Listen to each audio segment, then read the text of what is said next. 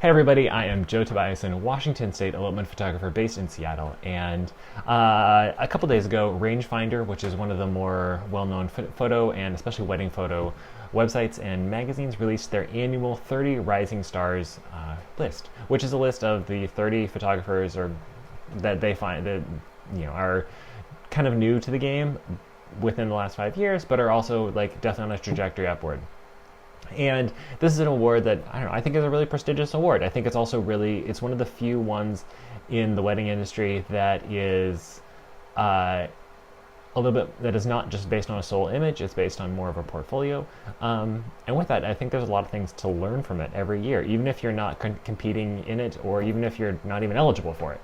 And so for myself, I was nominated twice a couple years ago, but I've been in the business for too long, so I'm not eligible for this particular award. But I still want to look at it every year because I'm not done growing as a photographer. I'm not done growing as an artist or as a person. And so I want to come into this every year and say, like, what are things I can take away that will continue to push me forward? Because if anything, like, these kind of awards are a good view of what's cool. But not just like what's cool, but like where the industry kind of is and where it's kind of going. I mean, these are judged by humans, and those people become tastemakers. Like inevitably, by saying these 30 people are 30 people to pay attention to. If you can go through and you can find things between them, like if you're going to find themes, if you're going to find elements, if you're going to find styles, then it's kind of on to say that like those things are probably on brand. Those things are not really on brand. Those things are cool. So either that might be something you want to be paying attention to, or it might be something you want to actively avoid. But being able to know those trends is super helpful. Also, before I start, I do just want to say congratulations to all 30 of the winners this year. I want to make sure that everything I'm saying comes across with the utmost respect and just awe of the work that each of you are creating. So good job. Keep doing it. You're fantastic. Yay!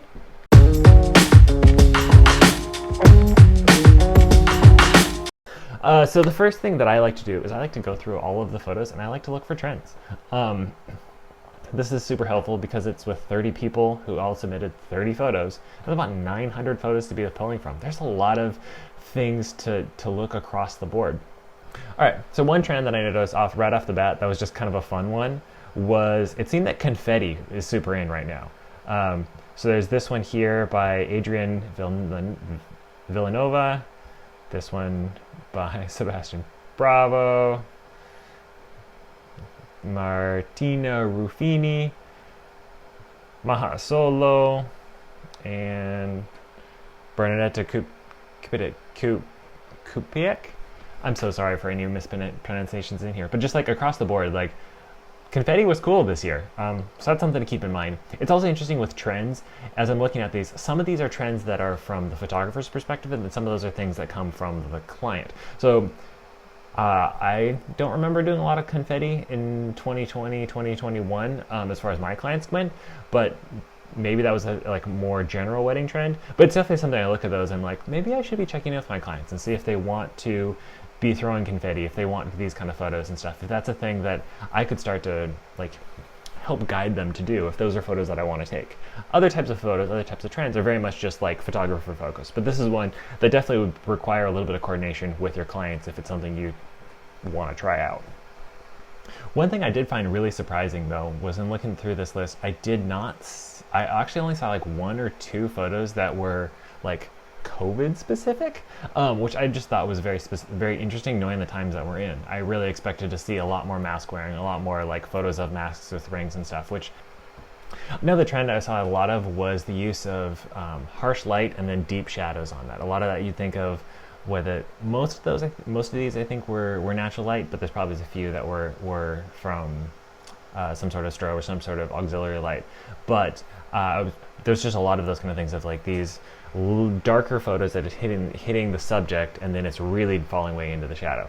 So looking at this one here by Mahasolo, this one by John Gazignato, or this one here, another one by him there. You can see that same deal. It's that deep contrast there that those shadows are bringing out. This one here by Remain in the Light. That one, I don't know, that one might be with a strobe or something. or this one here by Pyra Cantonen. I do apologize to anybody who I mispronounced your name. Not trying to. I really am trying hard to say these right, but I apologize. But that just was an interesting stylistic choices that I was seeing across the board and seeing to be really popular. Trying to utilize that light, like harsh light on a face, and then using that to expose to, so that your shadows become really dark. It was a very interesting use of light that I saw across the board. That was a really interesting tool to be playing with. Another trend that I saw a lot of was long exposures, and not like definitely some tripod long exposures, but way more of like motion blur kind of photos, which is fun. I really like that look. It's actually a look I do myself on a lot of my own weddings, but it was really cool to see the way that people used it, and actually kind of ways that it was a little bit different than the way I used it, which was really helpful.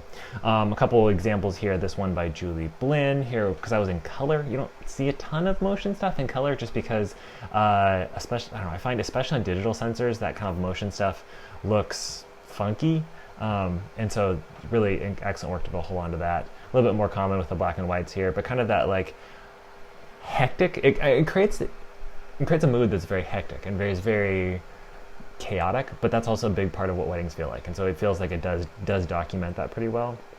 This one here by Martina Ruffini, or this one by Ryan Halls, which that one is much more like the camera is still, but the bride's moving through there.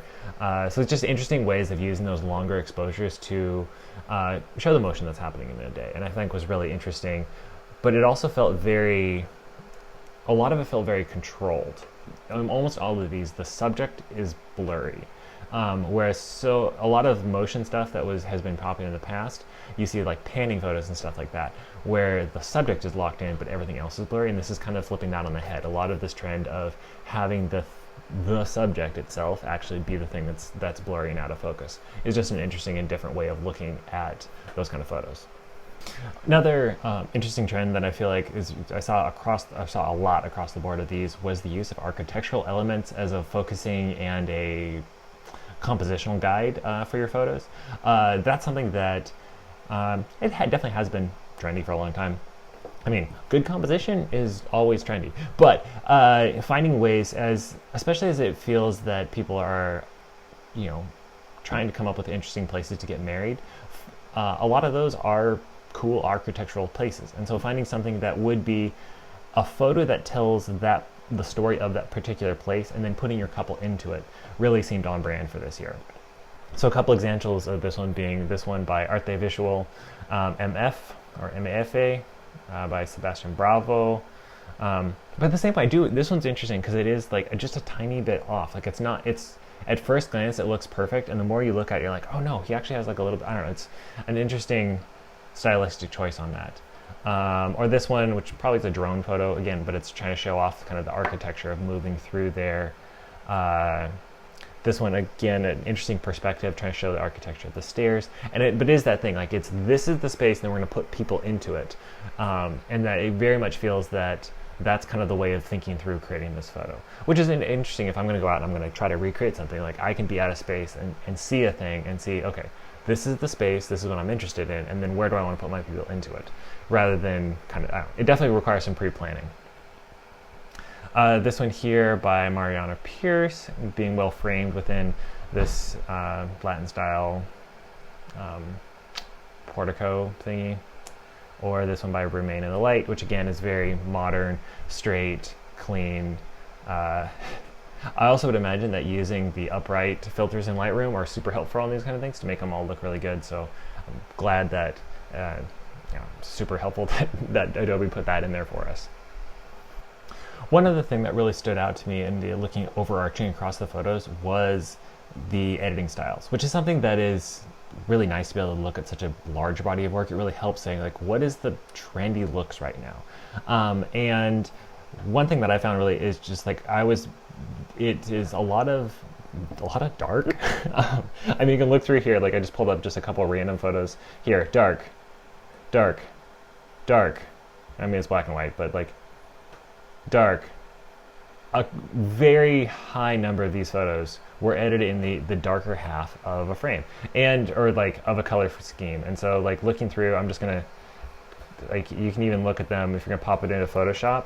It's helpful to hear, you can look at the histograms. So like this one is topping out, at 212. So if 256 is the top end of a color spectrum, 212 you're losing your top 15% of light onto there.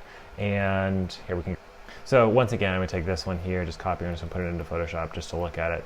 I hope that nobody's offended by the fact I'm putting these in. I'm just simply using this as a tool to look at the histograms of these. But in here again, it's that same deal, topping out at that 200 to 215 range.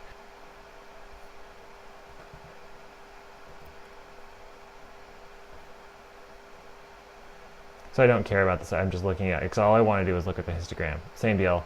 All that pretty dark in that photo. Let's find somebody else. We're going to go to a different person. Black and white photo. It doesn't count. That's going to be one. We're going to look at that. Copy image. Same deal.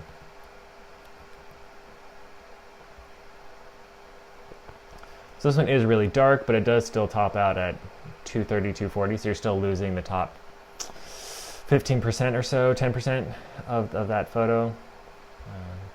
This one's a double exposure, but we're going to see some more of the same. Yep, same deal.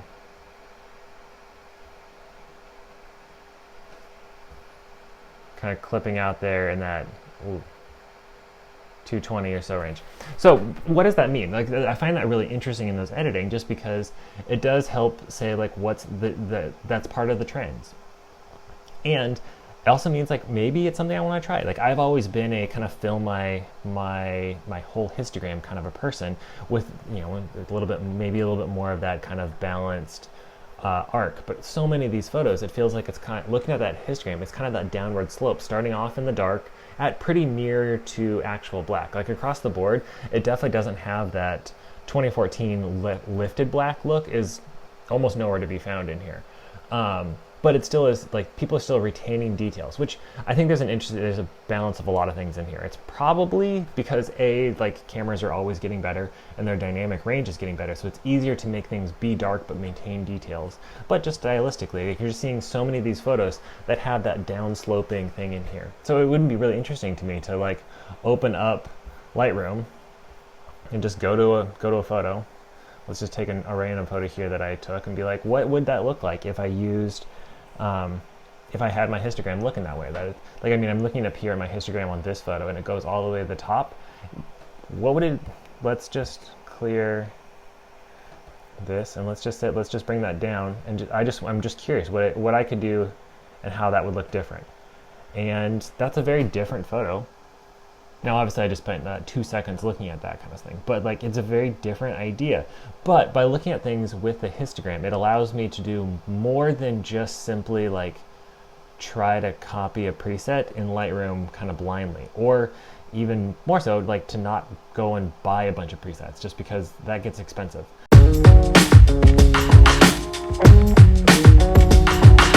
So, as much as looking at trends is really useful to look at them across the entire set of galleries, to look at them across not just one person's gallery but to see all of the galleries, look at all 900 photos and say, like, what are the things that are popping out to me as being themes, as being interesting and stuff.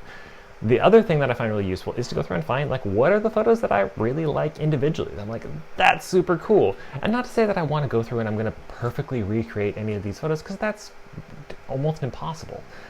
And, you know, maybe that's a little insulting. But what is an element of those? How can I be inspired by that? How can I do that? And then try to incorporate that into my own work. So in that, I'm trying to look at these individual photos of how would I want to incorporate either try to make a version of this work within my own workflow. Is I like to sit there and I like to analyze the photo of how did they make it, and then I can kind of start to incorporate that into the future for me. So one photo here that I just was blown away was this one by Julie Blin, and it looks like two brides running in the dark towards the light, and I don't exactly know how they made it. I don't know how this photo was made. It looks probably, my bet is it was, because it's so dark, I'm pretty sure it'd be shot on digital with kind of a long panning exposure in there. So I don't know what kind of light that there is guiding them, but it looks like it's coming in at a pretty harsh angle, because you can see there's kind of like a long shadow being cast by the brides there going over to these lights over there. And so it's kind of hit and then flat. So it might, but that's it, they're locked in, so it makes me wonder if like maybe they were hit with a flash and then it was moved, or if not, it's just like one strobe and then cleaned up there. But anyway, this one just blew me out of the water. And so it definitely made me think through of like, how can I, because so often when I use flash at night and use lights at night, it's very close just because of it's easier to control the closer the light is. But to be able to use it at a distance is what I'm really curious about here and wanting to try. And this is something like I probably want to go and try on my own, probably bring my digital camera out at night and go just kind of practice under street lamps and stuff and just see what I can do. Maybe go on a walk with my family and try to run with these kind of ideas.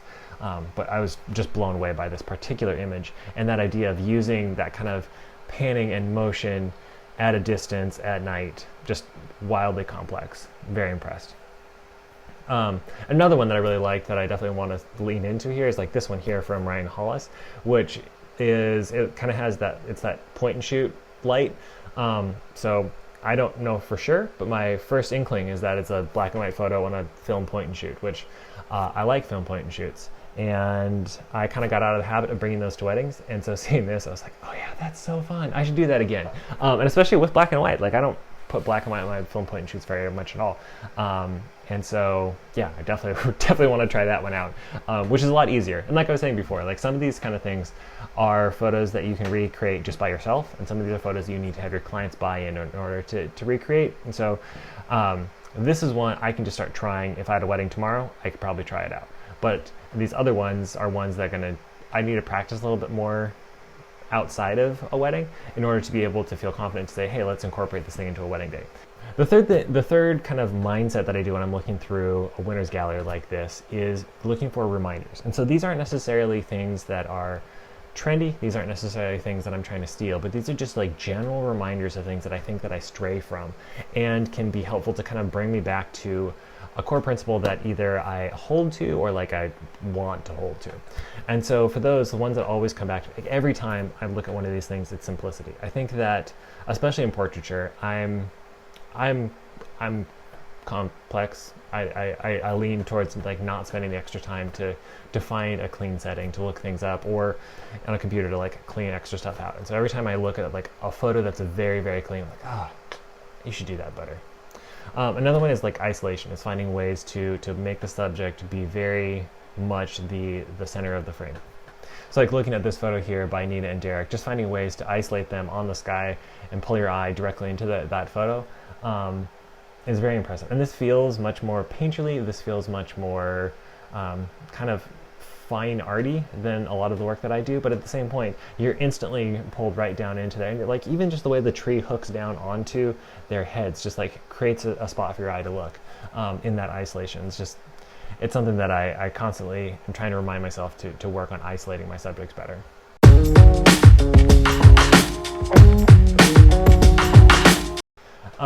One other thing that I always try to remind myself when it comes to these is that these galleries aren't just from one wedding.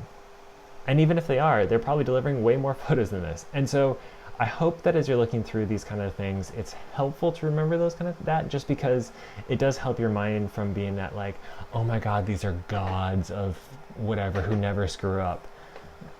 These are the best 30 photos of people's careers. And so it's okay that they're all really great because, you know, that's the whole point of a portfolio. And is really the reality is that like none of us are ever shooting a full portfolio out of a single wedding. Like that just isn't the truth. It just doesn't happen. And so don't I was trying to remind myself of like, yeah, it's okay. You're looking to add to your portfolio 2 to 5 images a year. It's okay.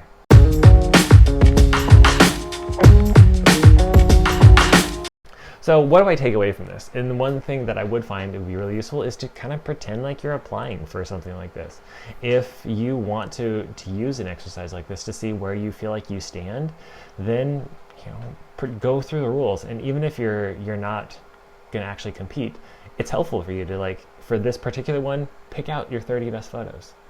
What does it look like? What are the themes that you see across your own work? Are you being consistent? Are you telling, like, what are the stylistic choices you're making? Do they all match? Does that photo from 7 years ago match the one you took last week? And if not, does one need to go away? Or if they're both of your best, how do you make them look better together? How do you balance those kind of things? Or how could you recreate that photo from 7 years ago next time but to make it look more like the new now version of you.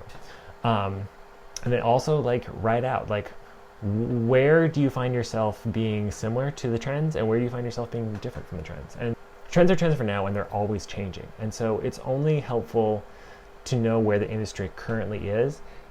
But if it's something that which is fine, it's great. Like people want their 2022 wedding to look like it was taken in 2022. And so having photos that match things that are popular right now is great, normal, all those kind of things. But at the same point, how are you pushing yourself? How are you looking towards the front edge, towards things that can either do something different, either in your own work or just different in general, and to see where you want to be on the front edge of that. And that's what keeps you different, keeps you pushing yourself creatively, keeps pushing your business creatively, and making it better. And beyond that, my last suggestion if you're going to go through the effort of looking at your 30 photos and seeing how you're different, send it to some friends, see what they think, see if they agree with you, and have the guts to have somebody tell you if it's good or not. You might not be able to be participating in a contest every year, but hopefully your community is there to help you out. And if not, I don't know, talk to me. We'll chat. Anyway, I hope this is helpful, and I'll see you around.